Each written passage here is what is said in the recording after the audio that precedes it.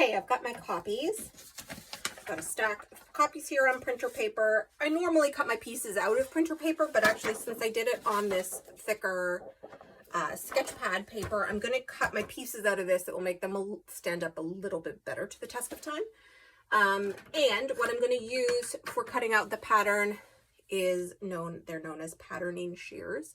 I wrote on here pattern shears. I've got two different kinds.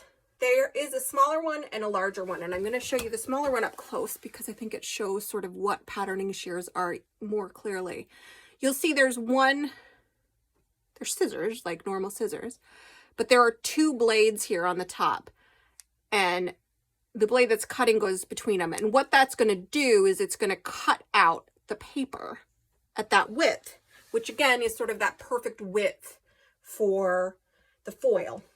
If for some reason you don't have patterning shears, someone took them, a kid took them, you can't find them, the Sharpie is sort of a good indicator of cutting that out, but the patterning shears will do that for you. These are the same. You'll see there's the two blades on the bottom here, and that cuts that middle piece out of your paper. So a couple things I'll say about these patterning shears. I tend to use the larger ones more, but for smaller, more intricate pieces, these work best. The thing with patterning shears is that it's not as easy to stop in the middle of a cut because you've got this strip of paper that's coming out and you sort of have to tear that off if you stop in the middle. So for doing sort of like intricate detail work, I'll use these because I can keep going longer. But for most other things, I use these larger scissors. So I am going to cut this out and I will show you the strip that comes out as we go, but I'll speed this up so that you don't have to watch me cutting out 14 pieces.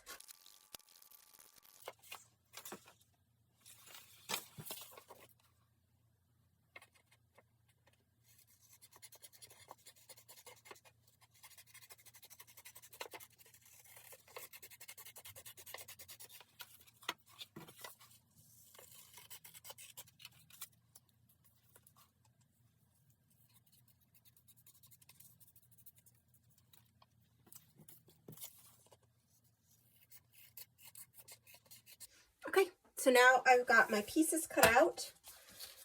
What I would normally do is what you saw earlier, which is I put my pieces in a bag and I attach them to my pattern pieces that'll form it on.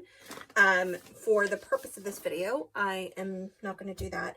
I will say that there are times I separate colors into different bags depending on how complex the piece. For a piece like this with only 14 pieces, I wouldn't do that.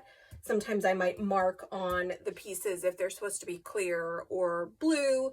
But again, for a piece this size, I'm not concerned about that. For some of my larger pieces, I'll keep different colors in different bags or different panels, just so that I have access to them. And it's not a big puzzle to sort of break them apart. So that's what I think about when I think about how I'm going to store them. But for now, I'm going to end this video here. So you'll see on my pieces, there are some places where the Sharpie isn't cut away. Doesn't matter to me right now. It doesn't matter to me at all because I've cut away the space that I need to cut away with the scissors. So these are my pieces. This is the size that I will be cutting all of my glass, and they will fit together like a puzzle. So check out the next video. It will be about putting this pattern on the glass and then cutting the glass. All right. See you then. Bye.